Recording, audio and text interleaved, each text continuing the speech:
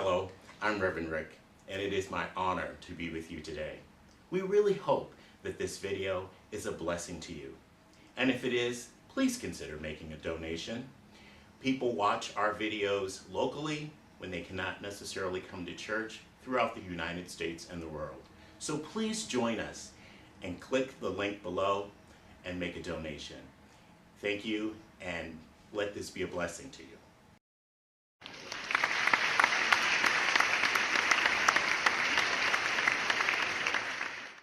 Let us prepare ourselves. If you put your hand over your eyes, I open my eyes to see the spiritual truth today. I open my eyes to see the spiritual truth today. And over your ears, I open my ears to hear the spiritual truth today. I open my ears to hear the spiritual truth today.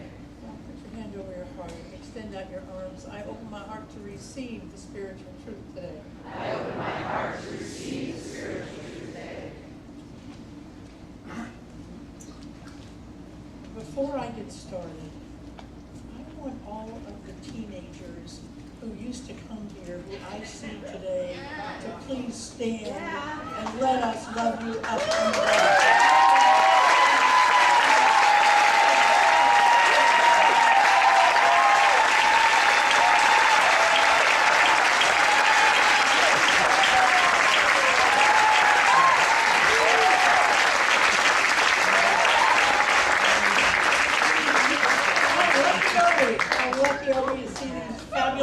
Wildly successful young people show up here again.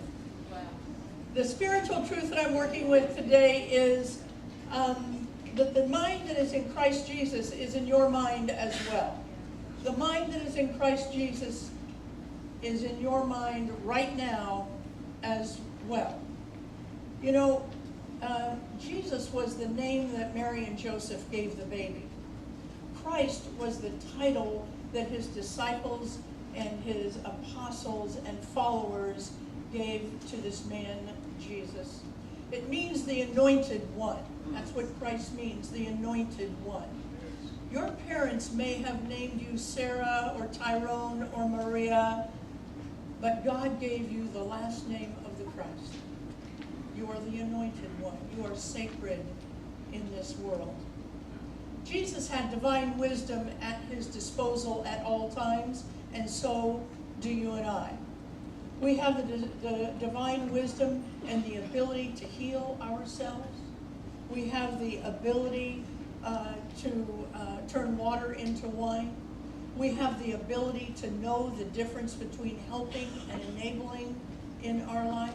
We have the ability and the wisdom to keep going on a project that we know is the project that needs to be given birth, even if our friends are rolling their eyes and saying it's never going to happen.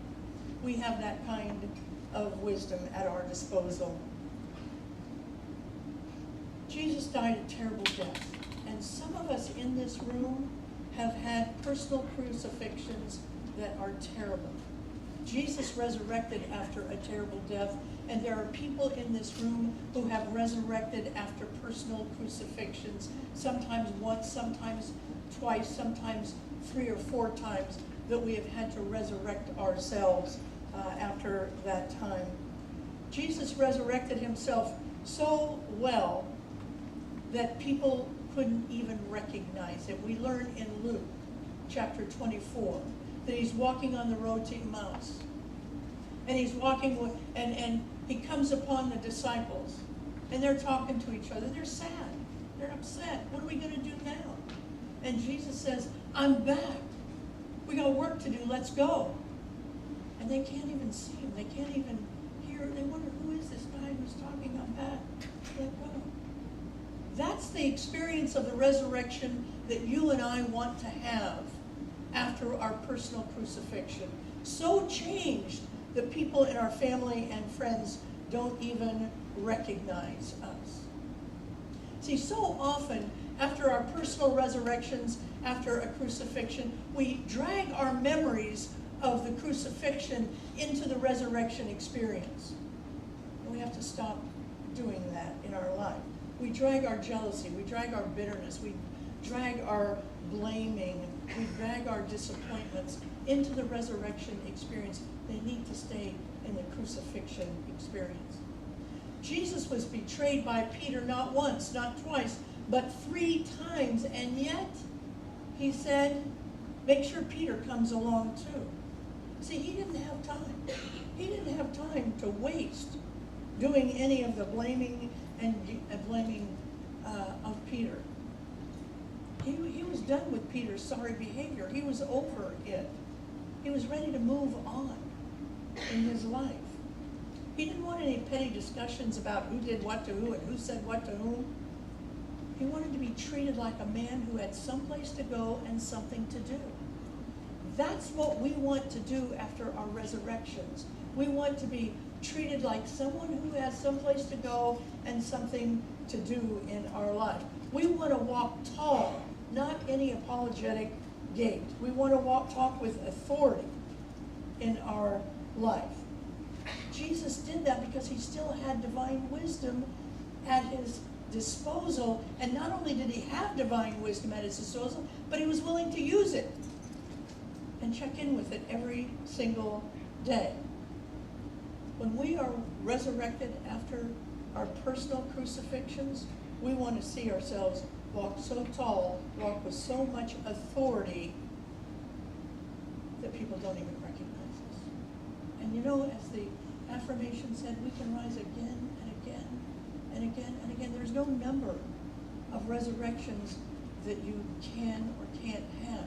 You can have as many as you need in this life.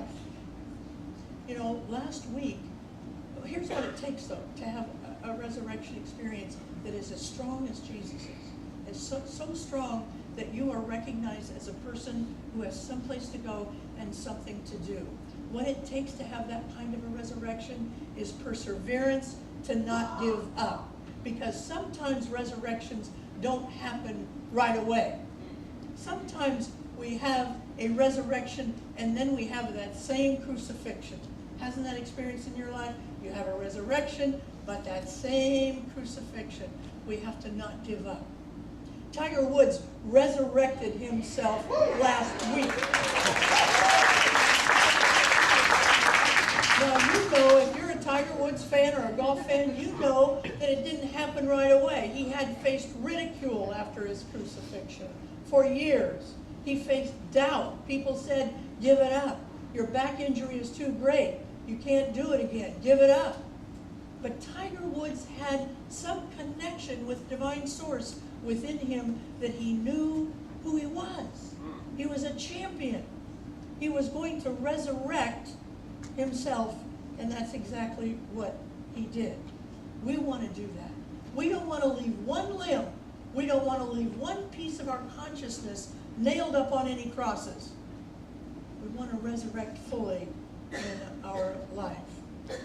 See, I noticed in preparing for this sermon, I still have some baggage. I'm carrying baggage from my crucifixion. I've resurrected from these experiences, but not like Jesus did.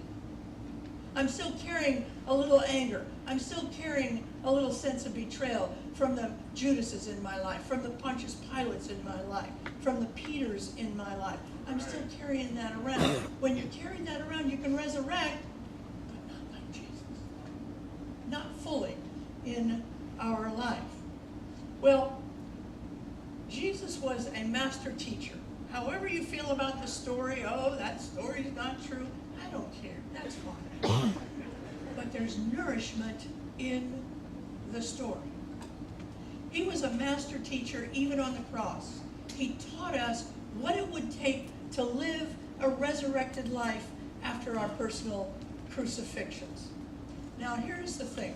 I'm going to tell you what are often called the 7 final words of Jesus. I call them the 7 final teachings of Jesus, because they're not just one word. They're phrases.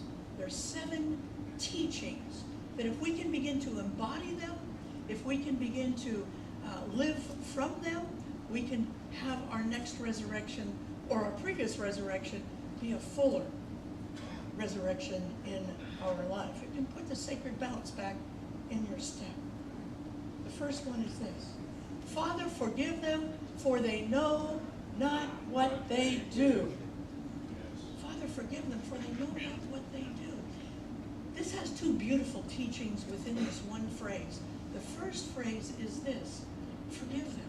Sometimes I think that I've certainly thought this, that my betrayal, the person who betrayed me, the incident that betrayed me, was too grievous for forgiveness. It was too bad for forgiveness. And you know what? Forgiveness is hard. Those of you who've been touched by racial violence, it's hard to forgive that kind of forgiveness. Those of you who grew up in homes in which you were constantly put down for being chubby, or not being feminine enough, or not being masculine enough, or being too sensitive, or whatever that was, if you lived for 17, 16, 18 years of that, that's hard to forgive that kind of stuff. It's hard to forgive an ex's infidelity. That's hard to do in our life. It's hard to forgive somebody who takes money from you, doesn't pay it back.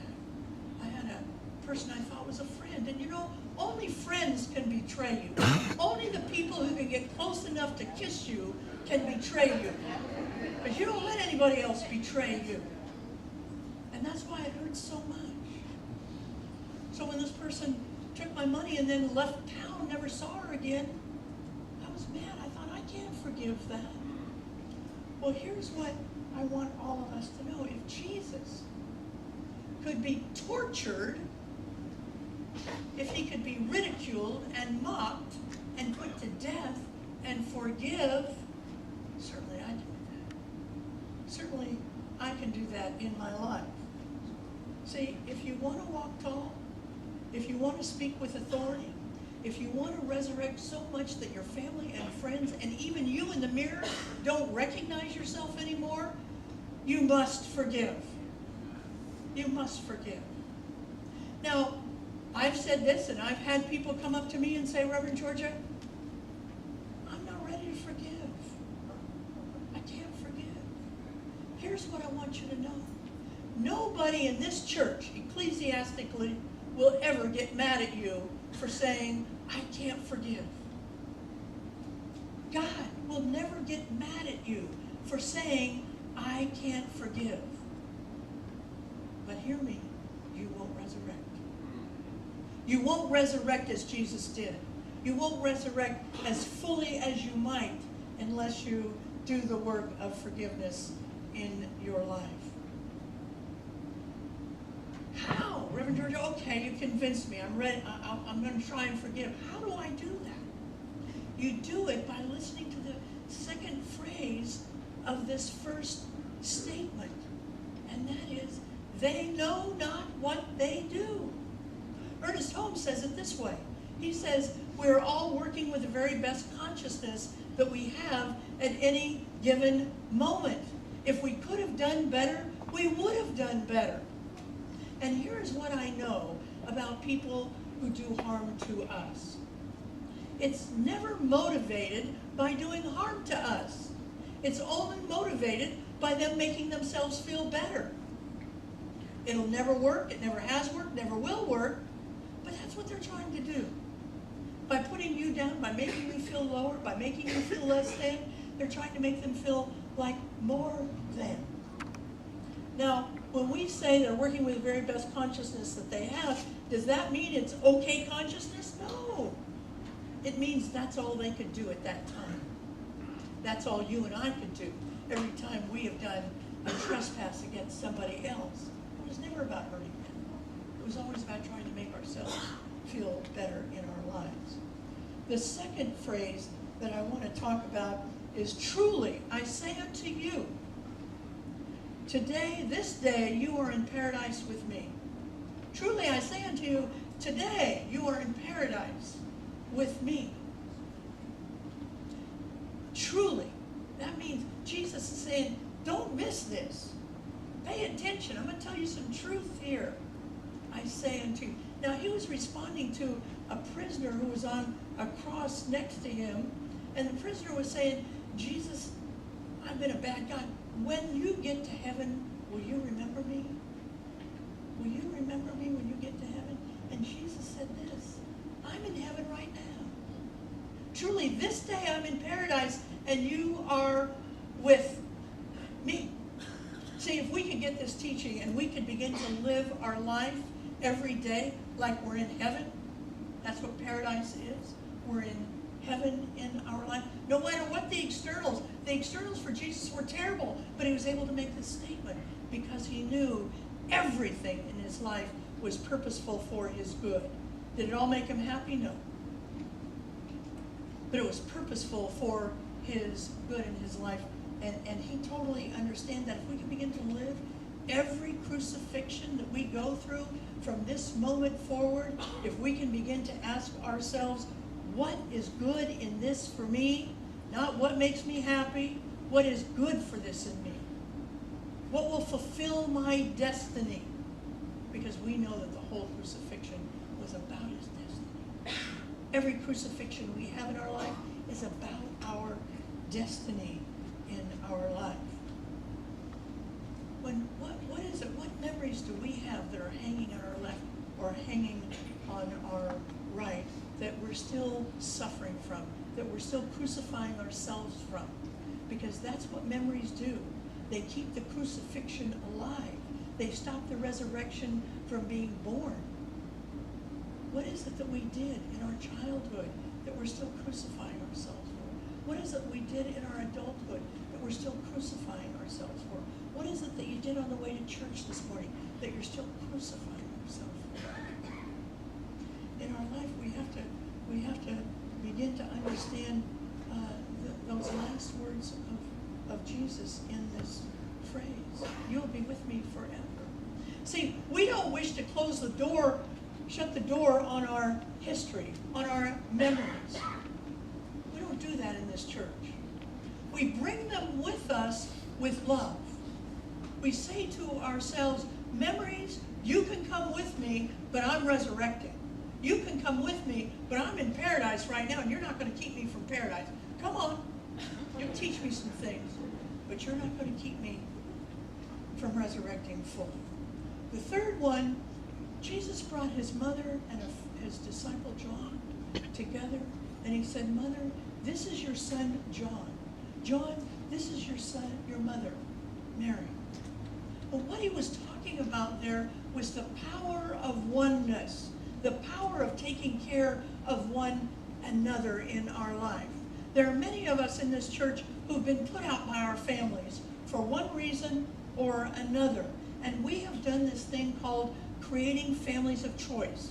We have families of origin, families of choice. That's partially what Jesus was talking about. Get yourself a family of choice. But your family of choice is not where you stop here with his teaching. His teaching is everybody is a family. It doesn't matter what your bloodline is. It doesn't matter what your skin color is. It doesn't matter what your ethnicity is. We're all a family. Yes, we choose our own nuclear family, but everybody is our family. And that was Jesus' teaching when he brought his mother and John together. The fourth one is, and this is built for us. This is built for metaphysicians. My God, why hast thou forsaken me? He was telling us this. I'm going to model to you people that when I'm in pain and I'm in doubt, I'm not going to keep quiet about it. I'm not going to put on a perky little smile. And metaphysicians, we especially need to hear this, because sometimes I'm still noticing that I meet people who are going through crucifixions. Their car was repossessed. They got a bad diagnosis. They're teenagers in juvenile hall, whatever the reason. And I ask them how they're, I'm good, God is good. Jesus is saying, look, if you hurt, cry. If you're in pain, reach out. Don't keep it. See, we can't stuff that stuff down because it simply leaks out. You're not getting rid of it. You're just stuffing it down in your life. And we're not talking about wandering around wallowing in your pain. We're not talking about renting a cottage and visiting it from time to time. But we don't practice what we call in metaphysics spiritual bypass. Spiritual bypass is that act of saying you're fine when you're not fine, of acting like you're good when you're not good. that's spiritual. We don't practice that here. We practice authentic living. Living that says, this is who I am, and this is where I am right now. I'm in my crucifixion time. I know I'm going to resurrect, but right now I'm in the crucifixion time in my life. The last one, not the last one, the fifth one is, I thirst. I thirst. See, Jesus was saying, another way of what he's saying is, I need something. I need water right now. When we're in our crucifixion, we need to learn how to say, I need some help, right? How to reach out. We need to reach out to the great masters, Jesus and Buddha and Lao Tzu. We need to reach out to them when we're in our crucifixion. We need to reach out to the new masters, Brene Brown and Eckhart Tolle and so many others, Ernest Holmes. We need to reach out to them and thirst for what they have to offer us in our time. And finally, we need to reach out to one another, because the living waters of Jesus run through all of us, and we can help one another when we're in that time of crucifixion. The sixth one is, it's finished. It's over. Jesus said it's finished. It's over. It's over. The crucifixion is done. Let it be done. Let your crucifixions be done when they're done. You know, metaphysics, churches like this aren't so active in rituals. We don't do as many rituals as, I'm going to set my intention for the rest of 2019 for more rituals in this church, because it helps us to say it's done. I've done divorce rituals with people, and the only point of the ritual is to have an outward sign of an inward moment that it's finished in your life. Whatever it is. Maybe you lost a job. Get a ritual. Maybe memorials are rituals for people who have died. I don't know what's going on with you in your life. Maybe you've been, I don't know what your crucifixion is, but you do.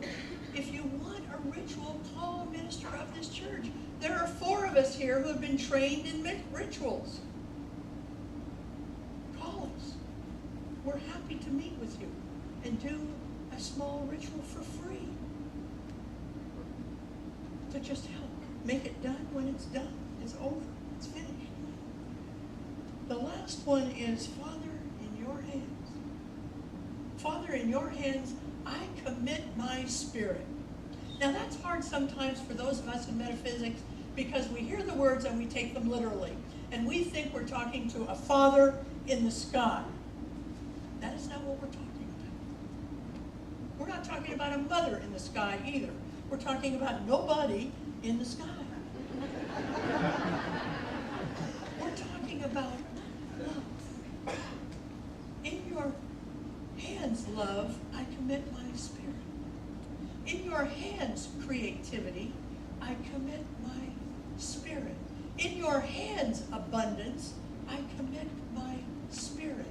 In your hands, compassion, I commit my spirit. When we can fully commit our spirit to that which is God, we will have a resurrection, and we won't even have to work at it, because the presence will take care of it for us. Now there may be some steps we have to take, but the presence will let you know what those steps are. Years ago I heard somebody say, you know, we are Easter people living in a Good Friday world. I don't believe that. I don't believe that. If I stay off MSNBC, I don't believe that.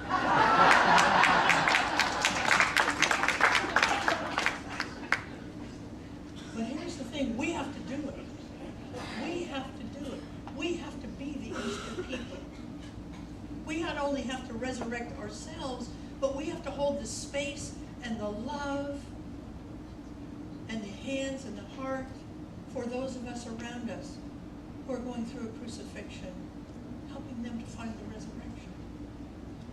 We are an awesome body, this Center for Spiritual Awareness. An awesome body.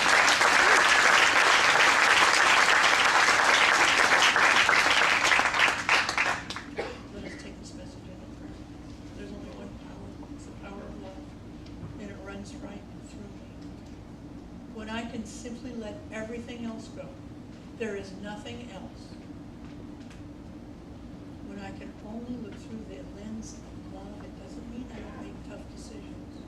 It doesn't mean I don't take say tough stuff. It means that I look through the eyes of love to that person, knowing that they are one with me. I give thanks for this. I release this word into the law, and together we say,